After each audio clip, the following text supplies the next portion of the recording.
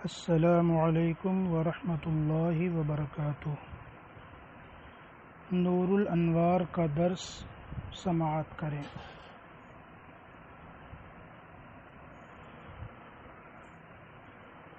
قال المصنف بعدما تبین بالتسمیہ الحمد للہ الذی ہدانا الی الصراط المستقیم۔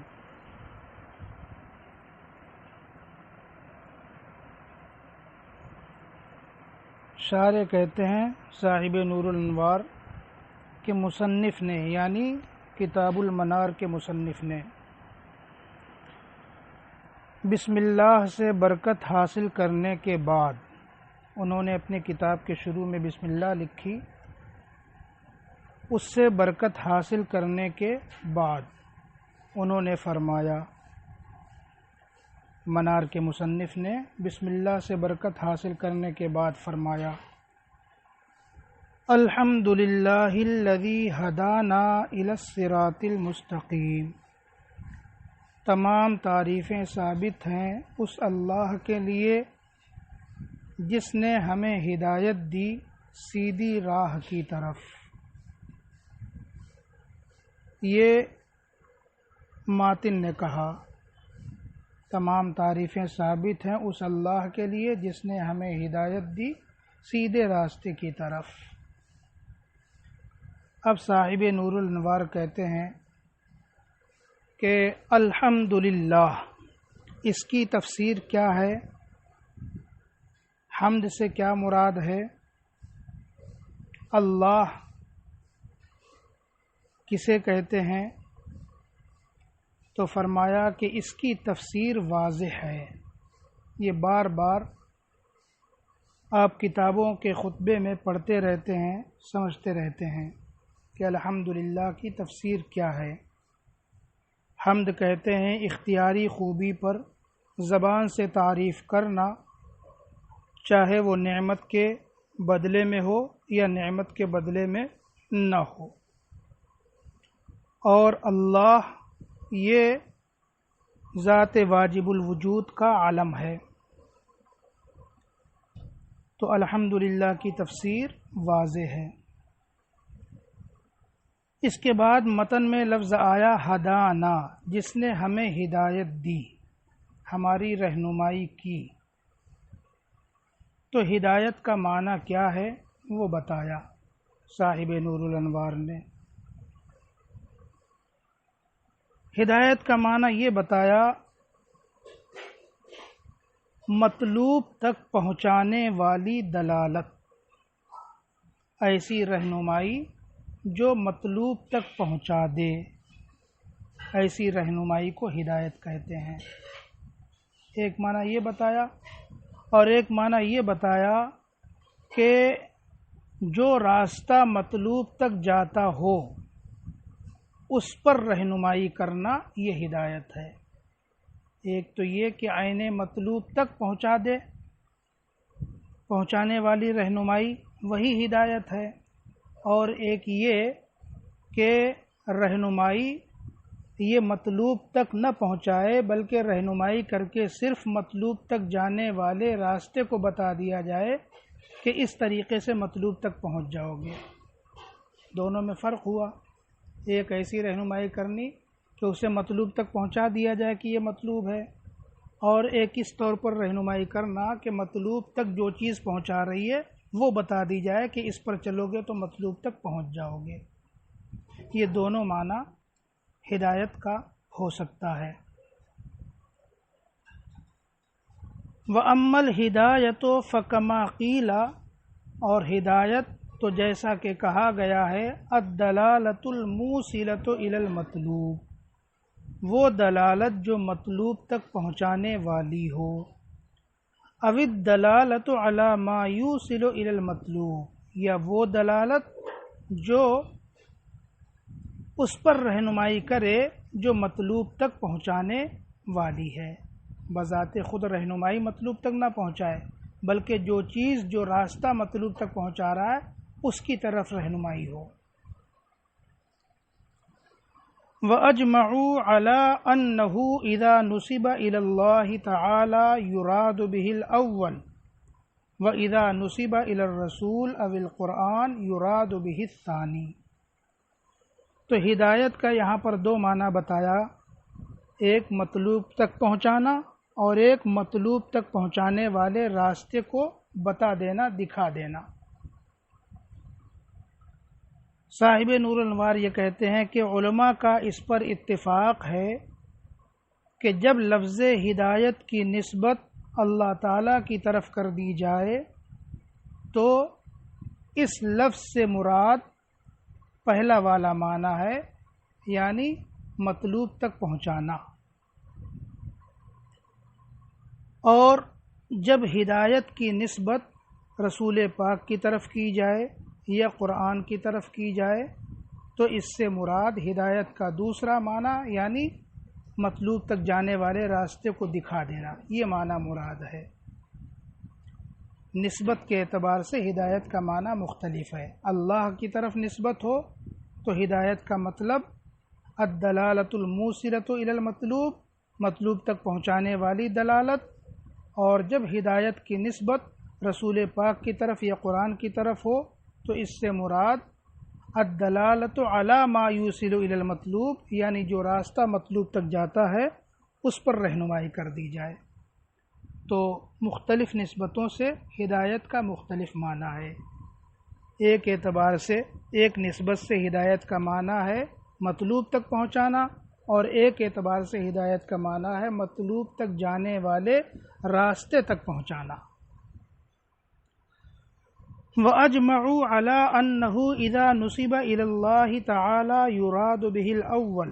علماء کا اتفاق ہے اس پر کہ جب ہدایت کی نسبت اللہ تعالیٰ کی طرف کی جائے تو اس سے مراد ہدایت کا پہلا والا معنی ہے، اور جب ہدایت کی نسبت رسول کی طرف یا قرآن کی طرف کی جائے تو ہدایت کا دوسرا والا معنی مراد ہے۔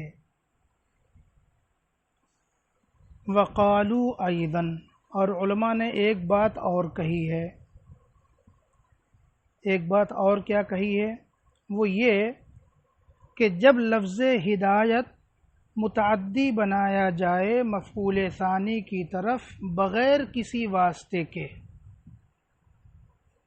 لفظ ہدایت کو مفعول ثانی کی طرف بغیر کسی واسطے کے متعدی بنایا جائے تو لفظ ہدایت سے مراد پہلا والا معنی یعنی مطلوب تک پہنچانا یہ مراد ہے،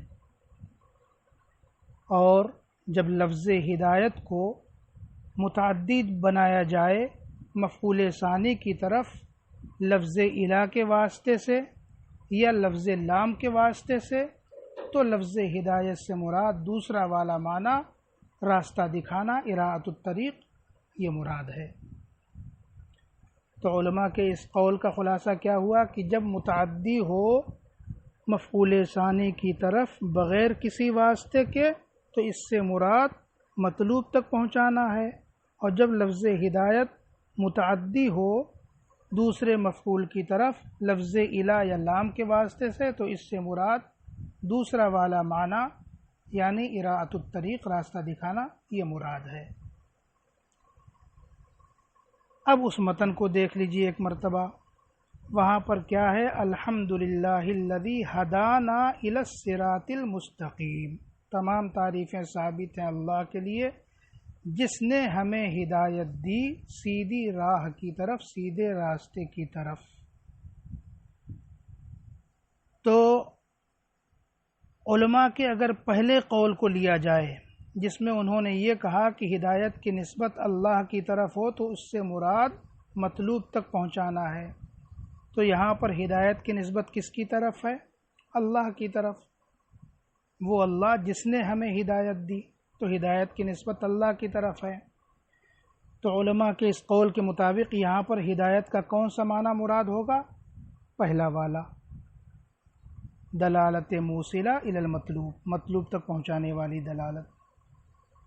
اور علماء کا جو دوسرا قول ہے جہاں پر انہوں نے متعدی ہونے کی بات کہی ہے وہاں کیا کہا کہ جب الا کے واسطے سے یا حرف لام کے واسطے سے متعدی بنایا جائے مفعول ثانی کی طرف تو وہاں پر دوسرا والا معنی مراد ہوگا۔ یہاں آپ دیکھیں ہدانا الی الصراط المستقیم، اللہ جس نے ہمیں ہدایت دی سیدھی راہ کی طرف، سیدھے راستے کی طرف۔ تو الصراط المستقیم یہ مفعول ثانی ہے، اور ہدایت اس کو متعدی بنایا گیا ہے حرف الا کے واسطے سے۔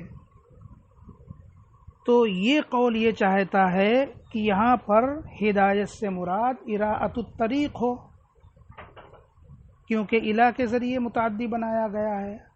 اور پہلا والا قول اگر دیکھا جائے جس میں یہ کہا گیا کہ ہدایت کی نسبت اللہ کی طرف ہو، تو اس سے مراد دلالت موصلہ الی المطلوب ہے، تو وہاں پر پہلا والا معنی مراد ہونا چاہیے۔ تو ان دونوں میں تعارض ہو جا رہا ہے۔ اگر یہ دیکھا جائے کہ ہدایت کی نسبت اللہ کی طرف ہے تو یہاں پر مراد ہونا چاہیے الدلالۃ الموصلۃ الی المطلوب، اور اگر یہ دیکھا جائے کہ ہدایت کو متعدی بنایا گیا ہے مفعول ثانی کی طرف لفظ الا کے واسطے سے، تو اس کا تقاضا یہ ہے کہ یہاں پر دوسرا والا معنی اراءۃ الطریق مراد ہو۔ وقالوا ایضا، اور علماء نے یہ بھی فرمایا انہ اذا عدی الی المفعول الثانی بلا واسطۃ، کہ جب لفظ ہدایت متعدی بنایا جائے مفعول ثانی کی طرف بغیر کسی واسطے کے یراد بہ الاول، تو اس سے مراد پہلا والا معنی ہوگا۔ وَإِذَا عُدِّيَ إِلَيْهِ بِوَاسِطَةِ إِلَىٰ أَوِ اللَّامِ، اور جب لفظ ہدایت کو متعدی بنایا جائے مفعول ثانی کی طرف لفظ الا یا لام کے واسطے سے یراد بہ الثانی، تو اس سے مراد دوسرا والا معنی ہوگا۔ تو ان دونوں قولوں میں تعارض ہو جا رہا ہے۔ وہا ہنا ان نظر الی انہ منسوب الی اللہ تعالی ینبغی ان یراد بہ الاول، اور یہاں پر اگر یہ اس طرف نظر کی جائے کہ لفظ ہدایت منسوب ہے اللہ تعالیٰ کی طرف، تو یہاں پر بہتر یہ ہے کہ اس سے مراد پہلا والا معنی الدلالۃ الموصلۃ الی المطلوب یہ ہو۔ وَإِن نَظَرَ إِلَىٰ أَنَّهُ عُدِّيَ بِوَاسِطَةِ إِلَىٰ، اور اگر اس طرف نظر ہو کہ ہدایت کو متعدی بنایا گیا ہے الا کے واسطے سے ينبغي ان يراد به الثانی، تو بہتر یہ ہے کہ اس سے مراد دوسرا والا معنی ہو اراءۃ الطریق۔ تو ان دونوں میں تطبیق کی صورت کیا ہوگی؟ تطبیق کی صورت یہاں پر مصنف نے نکالی ہے، صاحب نور الانوار نے تطبیق کی صورت نکالی ہے علماء کے ان دونوں قولوں کے درمیان۔ کیا ہے دیکھیے، فرمایا ایک صورت یہ ہو سکتی ہے کہ یہاں پر لفظ ہدانہ کے بعد اس کا فاعل مقدر مان لیا جائے، لفظ ہدانہ کی نسبت اللہ کی طرف نہ کی جائے بلکہ اس کا فاعل مقدر مان لیا جائے رسول۔ تو اب عبارت اس طرح ہو جائے ہدانا رسولہ الی الصراط المستقیم، تمام تعریفیں ثابت ہیں اس ذات کے لیے کہ جس کے رسولوں نے ہمیں ہدایت دی ہے سیدھی راہ کی طرف۔ اب بات بن جائے گی کیسے کہ یہاں پر ہدایت کی نسبت رسول کی طرف ہے، اور بتایا کہ ہدایت کی نسبت جب رسول کی طرف ہو تو اس سے مراد اراءۃ الطریق ہوتا ہے، اور دوسرے والے قول میں یہ بتایا کہ ہدایت کی نسبت ہدایت لفظ ہدایت جب متعدی الی کے واسطے سے ہو تو وہاں سے بھی مراد دوسرا والا معنی اراءۃ الطریق ہوتا ہے۔ تو دونوں صورت میں اراءۃ الطریق ہوگا، کیونکہ ہدایت کی نسبت رسول کی طرف ہے، اس کا تقاضا بھی یہی ہے کہ اراءۃ الطریق مراد ہو، اور یہاں پر ہدانہ الی کے واسطے سے متعدی ہے تو اس کا بھی تقاضا یہی ہے کہ اراءۃ الطریق مراد ہو۔ تو اب بات بن جائے گی رسولہ کو مقدر ماننے کی صورت میں۔ ایک جواب یہ ہوا۔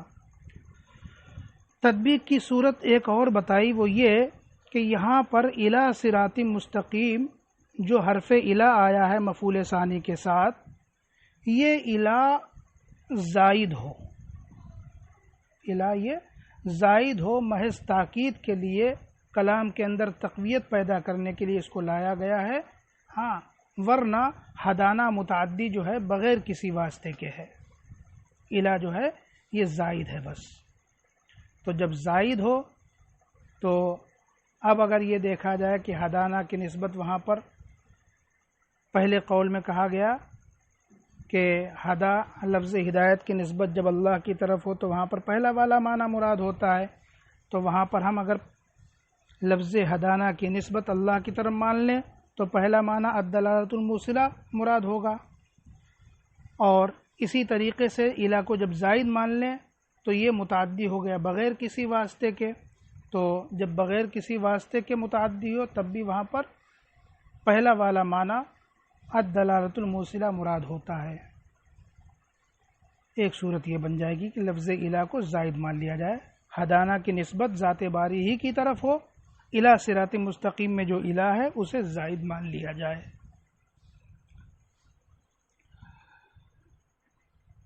فَإِمَّا أَن يُقَدَّرَ هَدَانَا رُسُلُهُ، تو تطبیق کے لیے یا تو ہدانہ رسولہ مقدر مانا جائے، او یقال، یا یوں کہا جائے کہ کلمۃ الا مزیدۃ للتاکید والتقویہ، کہ کلمہ الا زائد ہے جسے ذکر کیا گیا ہے تاکید کے لیے اور تقویت کے لیے۔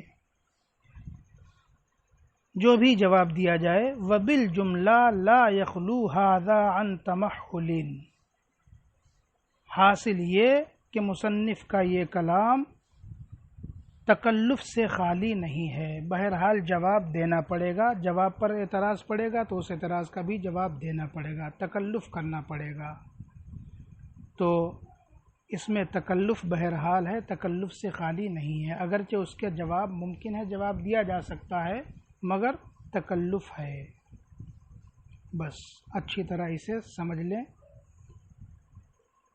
السلام علیکم ورحمۃ اللہ وبرکاتہ۔ کچھ پوچھنا ہو تو میرے نمبر پر رابطہ کر سکتے ہیں۔